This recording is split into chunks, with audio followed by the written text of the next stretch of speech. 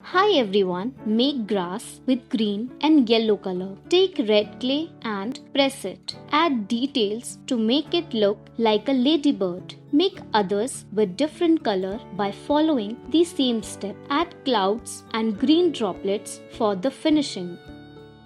Make grass with the help of a sponge. Add white strips to it. Add different color cream mushroom tops with the finishing of white clay. Make around 5 to 6 stems of it. Your drawing is ready.